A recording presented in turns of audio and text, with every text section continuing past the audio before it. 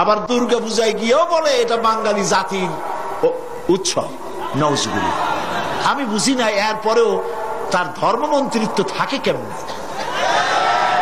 এইটা মৌলানা নামের কলঙ্ক। চাকরি রক্ষার জন্য থামেন থামেন, চাকরি রাখার জন্য মানুষ এইভাবে নিজের ইমান নষ্ট করে।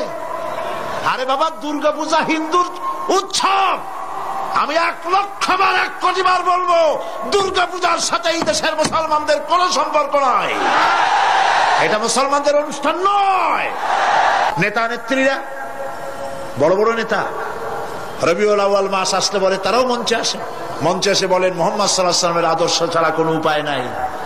আবার এই ব্যক্তি গৌতম বুদ্ধের জন্মবার্ষিকী উপস্থিত হয়ে বলে গৌতম বুদ্ধের অহিংস নীতি পৃথিবীবাসীর বাঁচার একমাত্র পথ।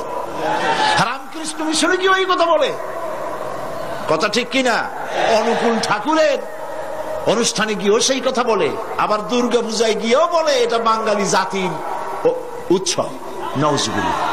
আমি বুঝি না এরপরেও তার ধর্মমন্ত্রিত্ব থাকে কেমন। এইটা মৌলানা নামের কলঙ্ক। চাকরি রক্ষার জন্য থামেন থামেন, চাকরি রাখার জন্য মানুষ এইভাবে নিজের ইমান নষ্ট করে।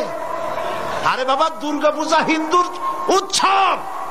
আমি 1,00,000 বার 1 কোটি বার বলবো, দুর্গা পূজার সাথে এই দেশের মুসলমানদের কোনো সম্পর্ক নাই। এটা মুসলমানদের অনুষ্ঠান নয়। তথাকথিত ওই মন্ত্রীর মৌলানা নাম, মৌলানা শব্দ দুর্ভাগ্যজনক ভাবে তার নামে লেগে গেছে। আর হইতে পারে এই মুসলমানদের জন্য নিশ্চয়ই নয়। এটা হিন্দু ভাইয়েরা তাদের ধর্ম পালন করুন, আমাদের আপত্তি নেই। আমরা ঈদ করি, তারা পূজা করবে, কিন্তু ওইটা আমার উৎসব। এই কথা কেন বলবো আমি? হিন্দুরা কি কোনোদিন বলে যে ঈদ আমাদের উৎসব? তো তুমি তোমার চাকরি রক্ষার জন্য এত পাও চাটো কেন? একটু লজ্জা টজ্জা থাকা উচিত, ঠিক কিনা? শরম থাকা উচিত, পার্সোনালিটি থাকা উচিত।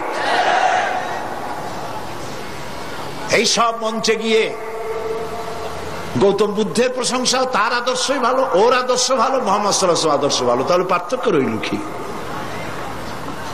গোলালু মার্কা নেতা, গোলালু ভর্তায় চলে, চিংড়ি মাছে চলে, গোস্তে চলে, মাছে চলে। গোলালু কোন জায়গায় বলে না যে এটা দিয়ে আমারে হবে না। কাজী ওরে পূজায় মণ্ডপেও চলে, ঈদের মাঠেও চলে, সব জায়গায় চলে, জাহান্নামেও চলবে।